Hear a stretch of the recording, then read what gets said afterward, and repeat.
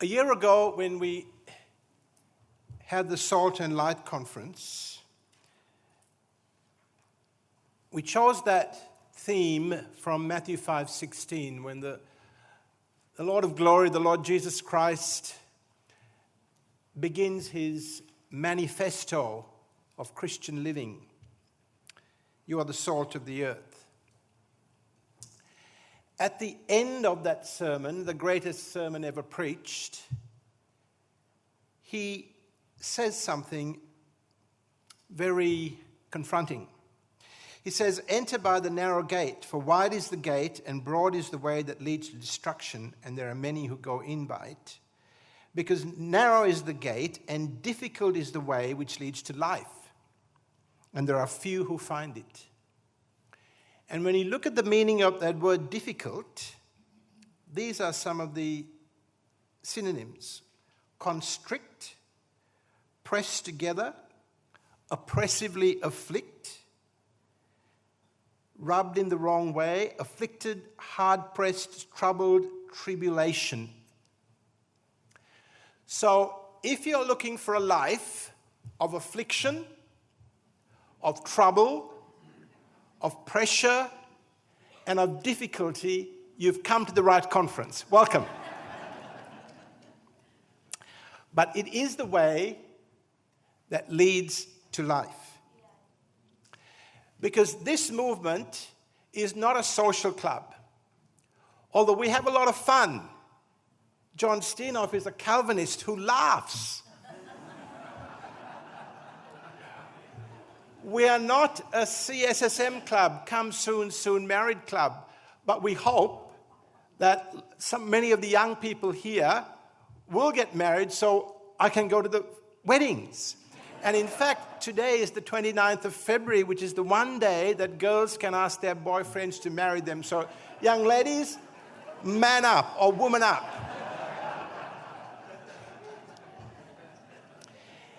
And it is not even a retreat group where we get together and consider how bad the world is. This is an army. That's what we're building, a grassroots army.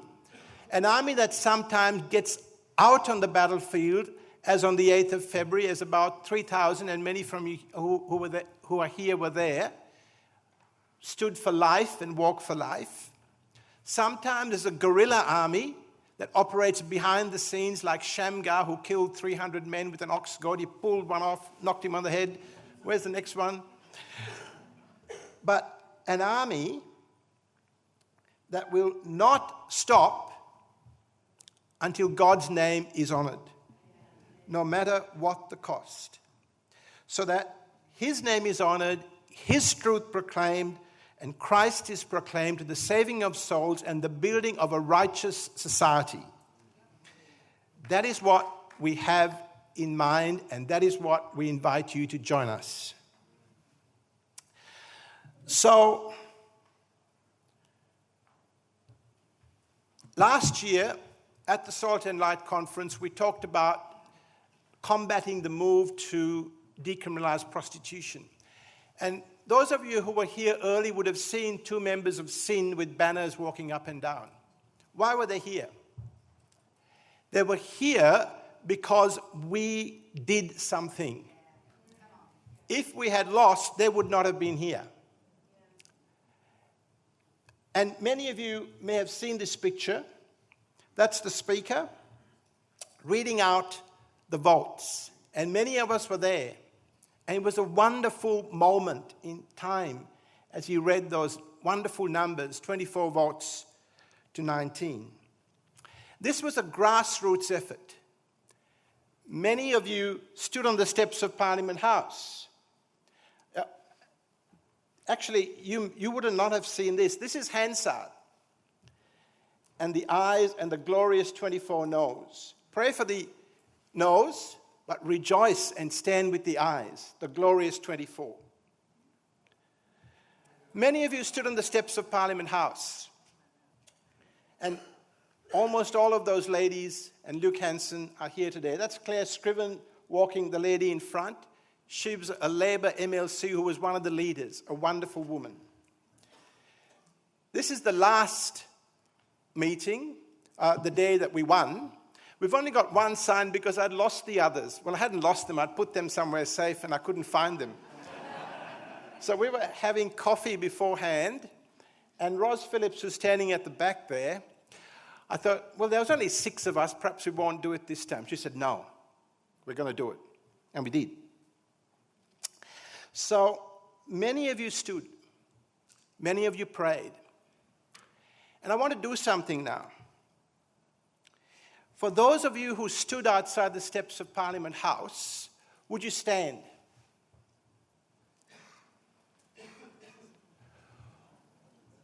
For those of you who stood outside the steps of the Attorney General's office, would you stand if you're not already standing? Keep standing. Keep standing. For those of you who came to Parliament to listen, would you stand? For those of you who visited or rang your MPs, would you stand? Those of you who wrote emails, would you stand? And those of you who prayed or gave, would you stand? This is a grassroots movement. And I want to join together in the usual way to rejoice together, but also to thank God that moved your hearts to do it.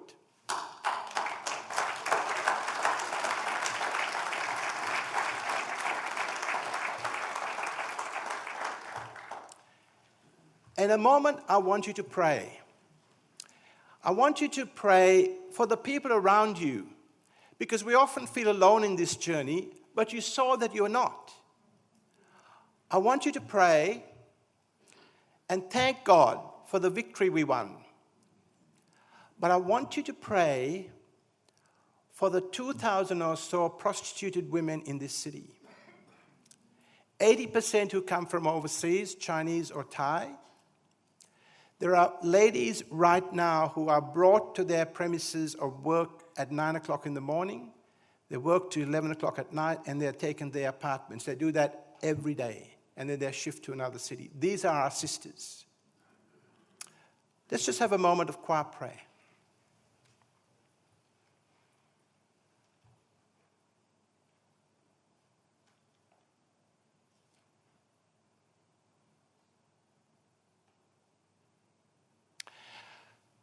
Because what happened last year was only part of the battle.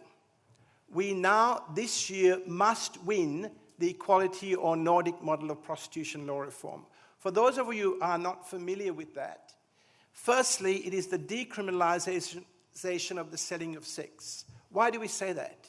Not because that's a good thing, but because with 80% of the prostituted people from overseas, we have to have a means of allowing them to freely exit the trade.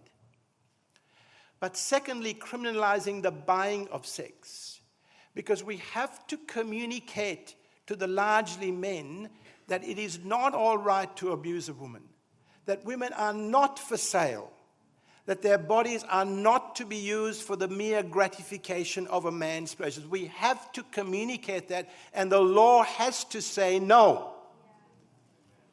And thirdly, we have to provide real ways for them to exit the trade. So we've already started some discussions with the Salvos to provide a means for the women to exit. Wallet Cans and Rahab are working very hard. Join them, support them, pray for them. Because we can no more live in our comfortable families and go to church on a Sunday and sing the hymns and rejoice in Jesus and know that our sisters are being abused at that time. We cannot do that. And so we have to walk that hard road. This is the narrow way. This is the difficult way. And I invite you to join us. Secondly, we want to take on this issue of abortion. We're running the Beautiful Life 2020 campaign. On the 8th of February, about 3,000, and the number actually keeps going up after the event. I spoke to someone yesterday who said it was 4,000. Great.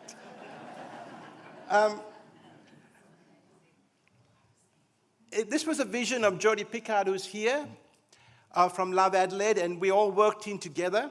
We had no idea how many would come. And they just kept coming and coming and coming. It was originally planned to hold the rally from Victoria Square to Parliament House, the walk. But Council asked us to change to Pennington Gardens because of the tour down under, and the grass on Victoria Square was being a bit damaged, so we did. And as we looked from the top of North Terrace, the crowd of people linked the spiritual centre from St. Peter's Cathedral to the centre of popular culture, the Adelaide Oval, to the centre of horticulture, the Festival Centre, to the place of legislative authority, the Parliament House, for the cause of life and for the cause of Jesus.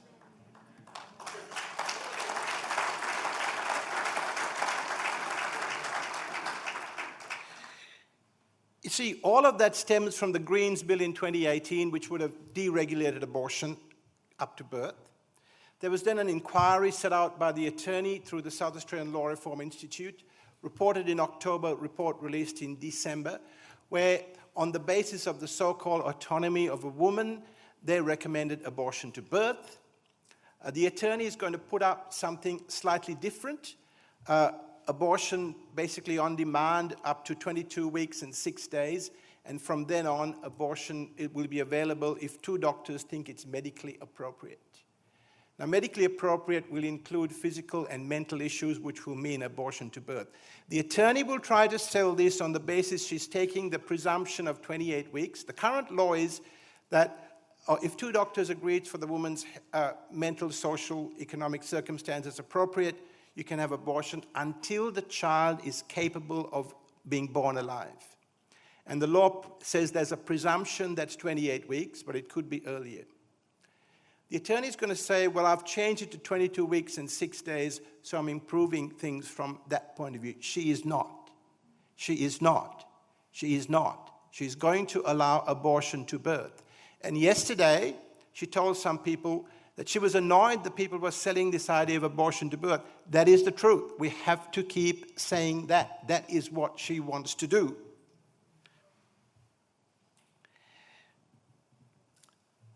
And we have to follow that up.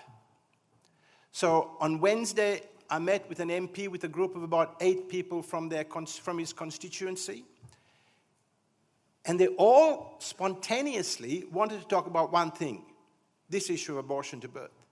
He said, well, I suppose in this room there'll be different views on this issue. There weren't. And they were articulate, they were informed, and they communicated one thing: we do not want this. Yesterday, Wendy Francis and I and Chris Clisby, who spoke in the march, met with a Labor MP, and Chris spoke most powerfully of her experience, and she said this: they did not tell me that when I held my first live baby, what did I think about? I thought about the baby that I'd terminated. And every time I go to a doctor, have to gynecologist, have to explain my history, I have to go back to that. They did not tell me that. And even this politician agreed that there should be full disclosure to women of both sides of the equation. So on Monday, we sent an email blast to a number of MPs asking to meet with them and having a link to Chris's speech. Amanda and another volunteer, Marie, then rang them up, and we started making appointments. So we're going to ask people who are in each electorate of people, of the MPs who'll see us. We've got one at Newland, Richard Harvey, Sam Deluxe's going to meet with us, and we're trying to make other appointments. One man, interestingly, David Basham from Finniss, from Victor Harbour, said he didn't want to meet with us. I said, well, constituents would like to come. He said, I don't want to meet with them. Remember him when you come to vote. Remember him if you live there. So we're going to have meetings. We might have another rally. But this is the ground war. We have to get in their face. Write to them, visit them. And on the 14th of March, we have a day of action. We are going to distribute leaflets, 33,000 in Boothby and surrounding electorates. Stephen Graham, where are you? Oh, Stephen and Robin are going to running that. And you have an opportunity in the feedback to put your interest down. Get involved. On the 21st of March, we're hoping to have a training day for how people can go and visit their politicians. The location, we don't quite know yet, but look at your emails. Only 30% of people open their emails generally, so you've got to lift that number. And above all, make this a matter of prayer, individually, in your churches, in your home groups. Every year,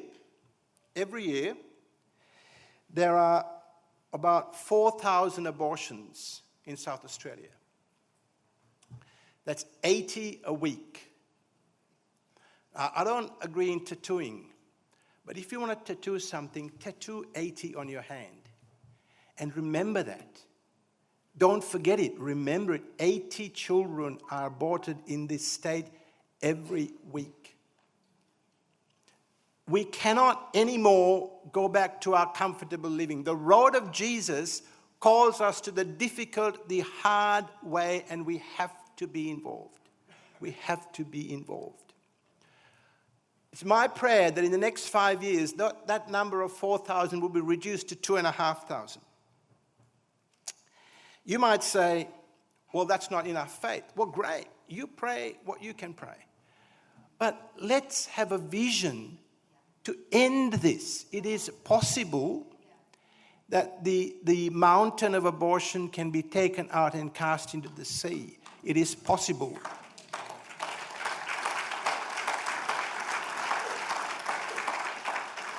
For the first time after meeting that MP with the 8 people, I've started to really believe we can win this battle against abortion to birth.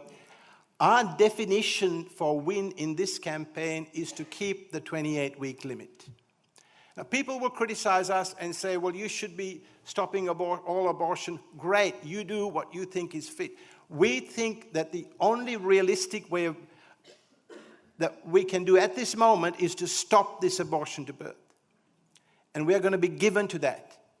It's the narrow way. Join us in it. And thirdly, we want to campaign from the second half of this year that South Australia would be a porn-free state. About 68% of men and 33% of women are now exposed to abortion, to pornography. That destroys people. Letitia Shelton in Toowoomba, God's country, has started Toowoomba a porn-free city, and we want to experiment with that in South Australia and make Mount Gambier, where my son Jonathan comes from. He's put his hand up to lead that campaign, and if he hasn't, he's going to.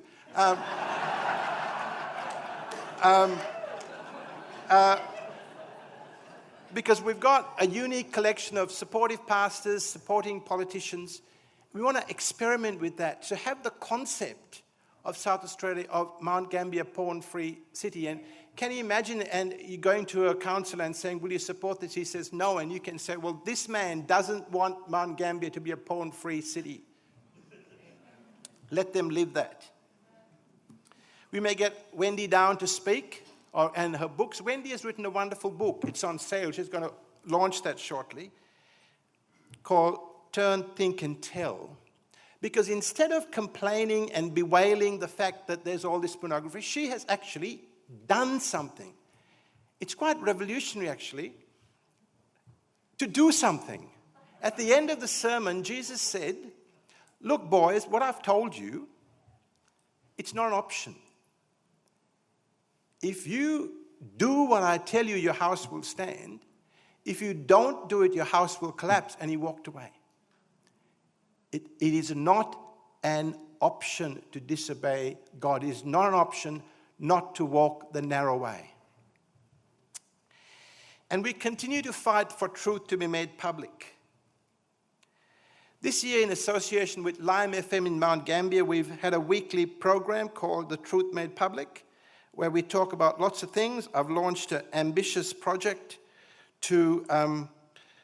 called From the Christian Mind to the Pagan Mind, where we trace the movement of Western culture, particularly English culture, from a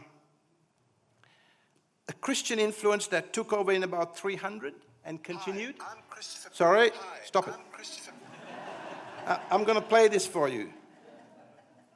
Brohier, South Australian State Director of the Australian Christian Lobby. ACL exists to make sure truth is upheld in the public square. To find out how you can be part of the largest growing grassroots Christian advocacy movement in Australia, please visit www.acl.org.au or listen out for my weekly segment, Truth Made Public, right here on Lime FM. And thank you for helping Australia remain a Christian nation. The reason I brought about that was these people did it for us free. They made that ad professionally and they're broadcasting it professionally. That's a wonderful thing. There was the miracle election, which many of you participated in. There was the win in Wicked Campers. And there was some litigation that I was involved in. There was the Cathy Club case, which unfortunately we lost the final tranche of it a couple of weeks ago. But we had the special joy of winning a case against the Uniting Church. Now, if you're from the Uniting Church, this is not meant to be a dump on the Uniting Church. But a pastor of an Aboriginal congregation wrote to the synod complaining about the way the hierarchy treated his Aboriginal people during the marriage debate. They came and talked and said, we're listening, but they didn't listen. So because of that complaint, some good people who were involved with, associated with the synod, made a formal complaint to the hierarchy about this pastor. And he was put on disciplinary proceedings, which could have meant him losing his registration. There was a conciliation meeting. Under the Constitution, you have to have a conciliation before you go to a tribunal. And the conciliators found that he had breached the code of conduct and referred him to the tribunal. So we looked at it and said, boys, you can't do that. You're a conciliator. You have no basis to make a finding of a breach. They sent it off to a Queen's Counsel who agreed, and they dropped the whole case, and they destroyed the records. And best of all, for those of you lawyers here, it warms your heart, they paid us costs.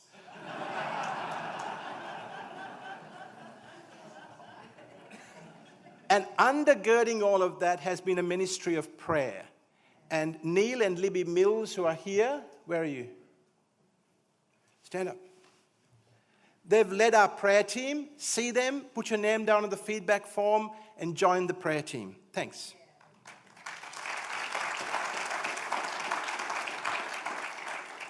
In 319 AD, a shot was fired which reverberated around the world. Arius, a deacon in Alexandria, wrote to Bishop Alexander saying that if Christ was the Son of God, he must have had a beginning.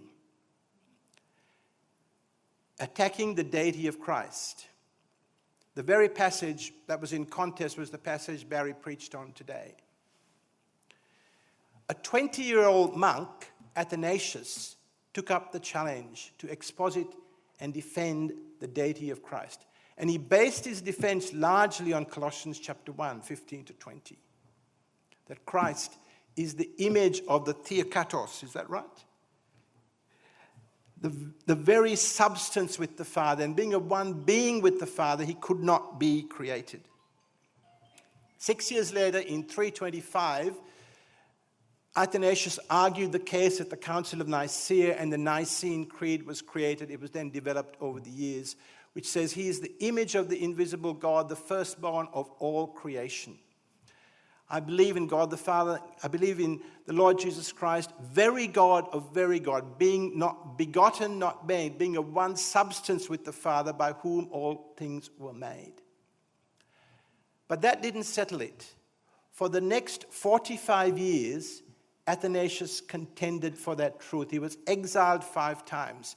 He had the whole world against him at one time, so he was called Athanasius Contramundum, Athanasius against the world.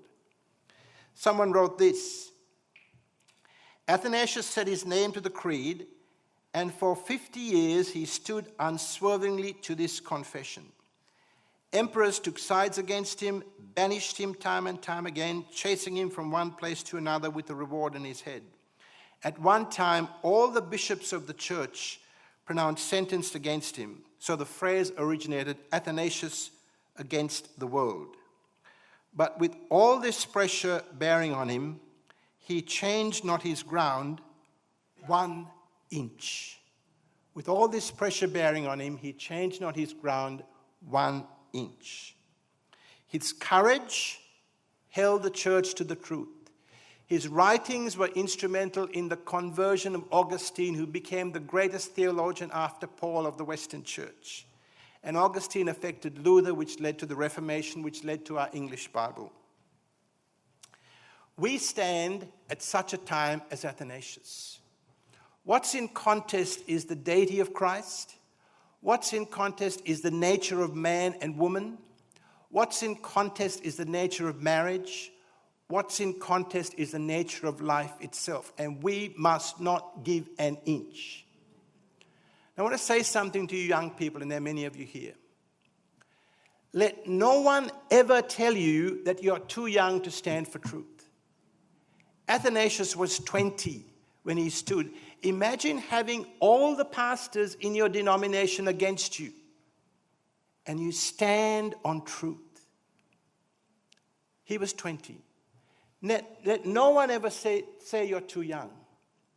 And I want to say a word to you young men.